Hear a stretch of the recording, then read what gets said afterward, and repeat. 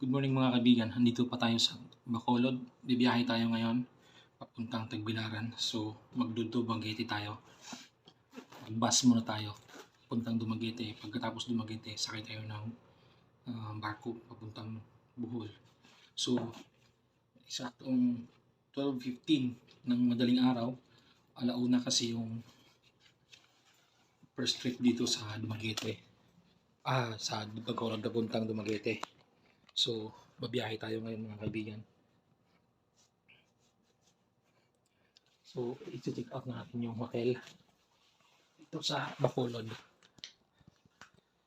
Kasi kailangan hindi tayo maalanganin sa repair natin sa Tagbilaran. So, kailangan linggo pa lang ng hapon, nandun na tayo. Ayun.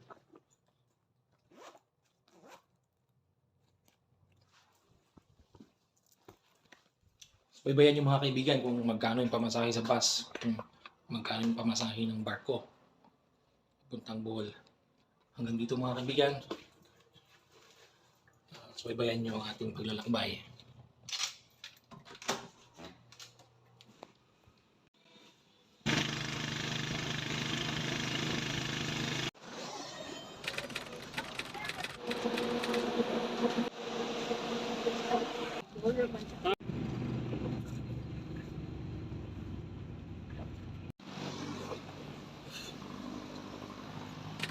Nandito na tayo sa Dumaguete mga kaibigan. Yung travel time nil from Bacolod to Dumaguete is 6 hours. Wala tayong masakyan dito Punta tayo ng pier.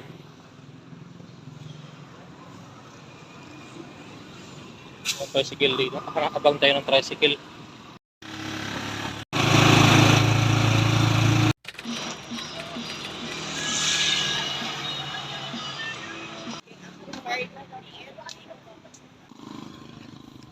Nakakuha na tayo ng ticket mga kaibigan. So, open air 900 Dumaguete to Tagbilaran, alauna.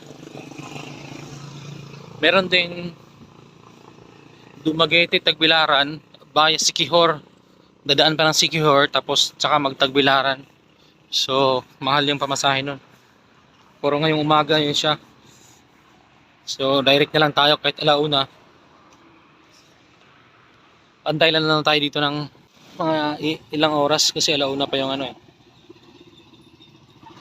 yung alis ng barko. Hanap tayo ng makainan mga kaibigan. Dito tayo sa Dumaguete Port.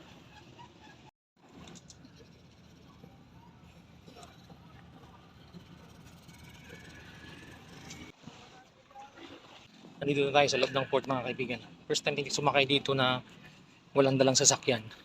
Madalas tayong sumakay dito pa dapitan. May dala tayong sasakyan.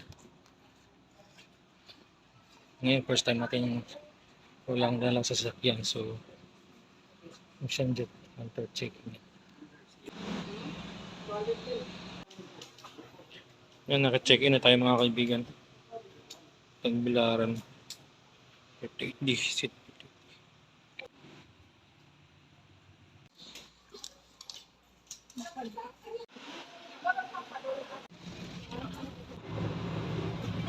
Open air tayo mga kaibigan. Open air.